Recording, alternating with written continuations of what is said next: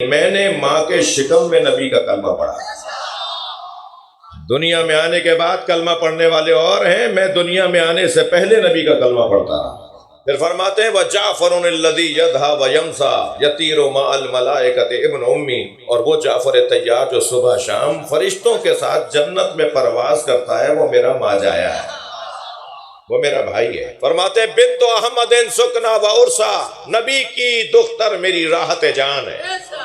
مسوط لحمها بلحمی و دمی، میرا گوشت اس کا گوشت، میرا خون اس کا خون، اس کا خون میرا خون. اور جن دو مصروں کی خاطر میں نے آپ کو مولا کے 3 شعر اور زیادہ سنا دیے، وہ یہ تھے. حضرت فرماتے ہیں وَسِبْتَ أَحْمَدٍ وَلَدَايَ مِنْهَا فَمَنْ مِنْكُمْ سَحْمٌ كَسَحْمِي، میں نبی کے 2 بیٹوں کا باپ ہوں. ذریتن بعضها من بعض، ہم نے بعض کی ذریت کو بعض کی ذریت بنا دی. ہیں علی کے بیٹے، کہلائیں گے نبی کے. ہیں حضرت ابو طالب کے پوتے، مگر کہلا رہے ہیں نبی کی اولاد. سادات آل رسول ہیں یا نہیں؟ وہ تو نواسے ہیں، نواسوں کی اولاد ہیں. لیکن قرآن کہہ رہا ہے کہ ہم نے بعض کی اولاد کو بعض کی اولاد بنایا. ہم اپنے بیٹے لاتے ہیں، تم اپنے بیٹے لاؤ. ہم اپنی بیٹیاں لاتے ہیں، تم اپنی بیٹیاں لاؤ. میدان مباہلہ میں سرکار دو جہاں بیٹیوں کی جگہ جنہیں لے کر گئے ہیں، وہ سیدہ زہرا کی ذات، بی بی کو بیٹی کی جگہ پر لے کر گئے ہیں. اور تمام تر عظمتیں جس ذات کے گرد چکر کاٹتی نظر آئیں، وہ جناب زہرا کی ذات. ہم فاطمتو و ابوہا و بالوہا و بنوہا. بیٹا مجھے چادر لا دو، میں اپنے بدن میں ضعف محسوس کر رہا ہوں. انی اجد فی بدنی ضعفا. ابھی چادر لے کے سرکار لیٹے ہوئے تھے کہ ایک مرتبہ امام حسن تشریف لائے. اماں مجھے نانا کی خوشبو آ رہی ہے. فرمایا تمہارے نانا چادر کے نیچے ہیں. ابھی کچھ ہی دیر گزری تھی کہ امام حسین تشریف آئے. اماں مجھے نانا کی خوشبو آ رہی ہے. یہ نہیں فرمایا، آپ پڑھ لیجیے حدیث کے ساتھ دوبارہ، یہ نہیں فرمایا مجھے نانا کی اور بھائی کی خوشبو آ رہی ہے، بلکہ فرمایا مجھے نانا کی خوشبو آ رہی ہے. یعنی 2 خوشبوئیں ہی نہیں ہیں جو علیحدہ علیحدہ سے آ رہی ہیں. جو نبی کی خوشبو ہے وہ امام حسن کی خوشبو ہے. فرمایا مجھے نانا کی خوشبو آ رہی ہے. فرمایا تمہارے بھائی کے ساتھ تمہارے نانا چادر میں. میں سیدہ سے ہاتھ جوڑ کر کہوں گا بی بی، نبی آرام کرنے آئے تھے. اگر کوئی آرام کے لیے چادر مانگے تو اسے آرام کرنے دیا جاتا ہے. یہ بچے جا رہے ہیں اور آپ بھی بھیج رہی ہیں، مگر بات اور آگے بڑھے گی. مولا علی تشریف لائے. سیدہ مجھے اپنے بھائی اللہ کے نبی کی خوشبو آ رہی ہے.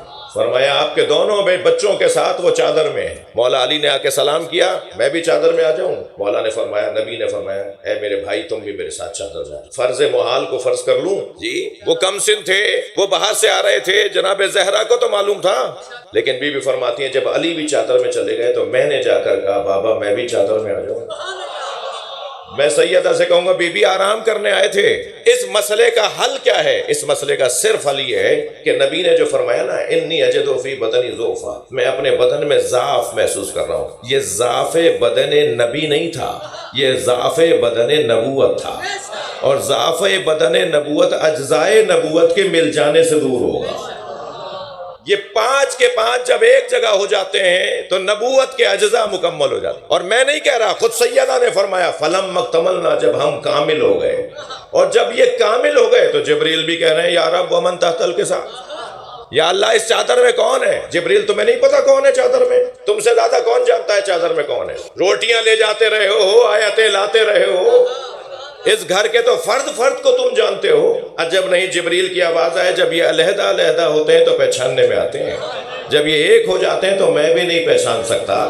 جب جبریل امی جیسا اولو العظم فرشتہ نہیں پہچان سکتا تو امت کہہ رہی ہے یہ ہم جیسے ہیں. امت کیسے پہچان لے گی انہیں؟ بی بی کا نام ہی فاطمہ ہو. فطمت عن معرفتہا، فاطمہ یعنی جس کی معرفت سے لوگ عاجز ہیں، نہیں پہچان سکتے کہ بی بی کون. ہم اپنے بیٹے لاتے ہیں، تم اپنے بیٹے لاؤ. ہم اپنی بیٹیاں لاتے ہیں، تم اپنی بیٹیاں لاؤ. انفسنا، ترجمہ کیا کیا سب نے؟ ہم اپنے نفس لاتے ہیں، تم اپنے نفس لاؤ. یہ ترجمہ ہی غلط. نفس عربی میں بھی تھا، تم نے بھی اردو میں نفس بول دیا. ترجمہ کریں نا، ترجمہ ہوگا ہم اپنے جیسے لاتے ہیں، تم اپنے جیسے لاؤ. قرآن میں نبی جیسا وجود اگر اللہ نے کسی کا بتایا ہے تو وہ مولا علی کا وجود. اس پوری کائنات میں نبی جیسا وجود، سرکار دو جہاں جیسا وجود اگر کسی کا ہے تو وہ مولا علی کا ہے. کوئی نبی جیسا نہیں ہے، اگر ہے تو علی ہے. اب یہ آرزو کیسی ہے کہ نبی ہم جیسے ہیں. اب ان لوگوں کے ساتھ کیا کیا جائے؟ بھائی معاشرہ ایک بات کو سمجھنے کی کوشش کرے. اسلام دین مساوات نہیں ہے.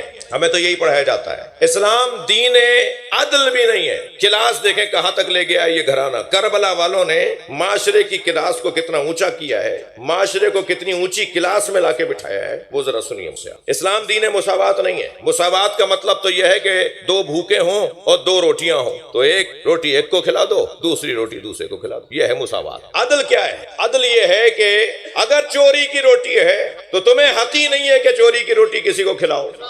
عدل میں تو اور مشکل بڑھ گئی، مساوات میں ایک مشکل، عدل میں ایک اور مشکل۔ کربلا والوں نے جو ہمیں معاشرہ بنا کے دیا ہے وہ معاشرہ مساوات کا اور عدل کا نہیں ہے، وہ ہے مواسات۔ مواسات، مساوات، مواسات، میم واو الف سین الف تے۔ مولا عباس کا زیارت نامہ ایک مرتبہ پھر میرے اس خطاب کے بعد آج پڑھیے گا۔ ایھا المواسی، سلام ہو اس ذات پر جو اپنے مولا اور آقا حسین پر مواسی تھا۔ مواسی کسے کہتے ہیں؟ کربلا والوں نے معاشرے کی کلاس کو اتنا اونچا کیا ہے، برابر ایک روٹی اسے دے دو ایک روٹی، یہ نہیں کہتے کربلا والے، یہ بہت چھوٹی بات ہے، اچھی بات ہے مگر چھوٹی بات ہے، کلاس کی بات نہیں ہے، اونچی کلاس کی بات نہیں، کچی پکی کی بات۔ کچی پکی کی بات بھی بات ہوتی ہے، مگر ہم تو جہاں بیٹھے ہیں جس کلاس میں بیٹھے ہیں اس کا یہ امام بارگاہ اس کا کیمپس ہے جس کی ہیڈ آفس کربلا ہے۔ ہاں، امام حسین نے سن 61 ہجری میں جس عالمی اوپن یونیورسٹی کی بنیاد رکھی تھی نا، یہ امام بارگاہ اس کا ایک کیمپس۔ کلاس دیکھ رہے ہیں کیسی سجی ہوئی ہے؟ اس کلاس میں پی ایچ ڈی ڈاکٹر بھی بیٹھا ہوگا، انجینئر بھی بیٹھا ہوگا، زمیندار بھی بیٹھا ہوگا، ٹھیلا چھوڑ کر آنے والا بھی بیٹھا ہوگا، جسے اپنا نام لکھنا نہیں آتا وہ بھی بیٹھا ہوگا، اور جو ایک سائن کرنے پہ 10 لاکھ روپے لیتا ہوگا وہ بھی بیٹھا ہوگا۔ ایسی کلاس کہیں اور ملتی ہے؟ اور ہر آنے والا جوتیاں اتار کر آیا ہے۔ ہم امام بارگاہ میں مجلس میں جوتیاں اتار کر آتے ہیں، اور مولا علی نے جوتیوں کا نام دنیا رکھا ہے۔ ہم اپنی دنیا باہر چھوڑ کر آتے ہیں، ہم دنیا ساتھ باہر ہوگا کوئی کچھ ہوگا، یہاں سب فقیر حسین ہیں۔ کلاس کربلا والوں نے یہ بنائی کہ اپنے آپ کو مساوات والوں میں، اپنے آپ کو عدل والوں میں نہ رکھو۔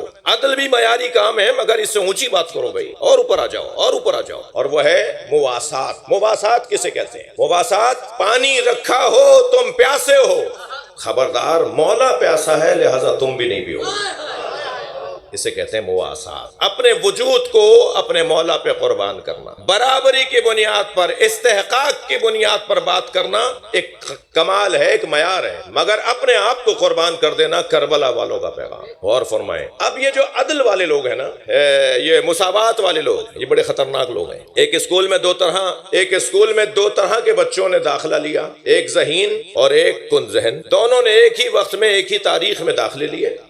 ایک سال میں کئی کلاسوں کو پاس کر کے میٹرک میں آ گیا، اور ایک نے کئی سالوں میں بھی ایک کلاس کو پاس نہیں کیا، وہ لے دے کے تیسری میں آ گیا۔ یعنی ایک 10ویں میں ایک تیسری میں داخلہ دونوں نے ساتھ لیا، دونوں پہ خرچہ ایک جیسا ہوا، مگر ایک میٹرک میں پہنچا ہوا ہے اور ایک تیسری میں۔ اب یہ مساوات پسند لوگ اور عدل پسند لوگ جب اسکول کے وزٹ پر آئیں گے اور وہ افسران دیکھیں گے کہ بھئی ریکارڈ دکھاؤ، ریکارڈ میں دیکھا یہ بچہ دونوں ایک ساتھ داخل ہوئے ہیں، دونوں پہ ایک ساتھ سرمایہ لگا ہے، تو یہ دونوں ساتھ کیوں نہیں ہے؟ تو وہاں کے اساتذہ نے بتایا کہ حضور یہ ذہین ہے، یہ محنت کر کے ایک سال میں کئی کلاسوں کو پاس کرتا رہا، اور یہ کن ذہن ہے، محنت بھی نہیں کرتا، یہ کئی سالوں میں بھی کلاس پاس نہیں کر رہا، لہٰذا ہم نے اس کو میٹرک میں پہنچایا ہے اور یہ تیسری میں ہی رہ گیا۔ تو کہنے لگے نہیں، دونوں پہ ایک جیسا کام ہوا ہے تو انہیں ہونا تو ایک ساتھ چاہیے۔ اب وہ جو اساتذہ ہیں، وہ جو ذمہ داران ہیں، وہ کہیں گے بھئی کیسے ایک ساتھ ہوں گے؟ کہنے ہاں تم صحیح کہہ رہے ہو، یہ تیسری والا تو میٹرک میں چل نہیں سکتا، میٹرک والے کو تیسری میں لے آؤ۔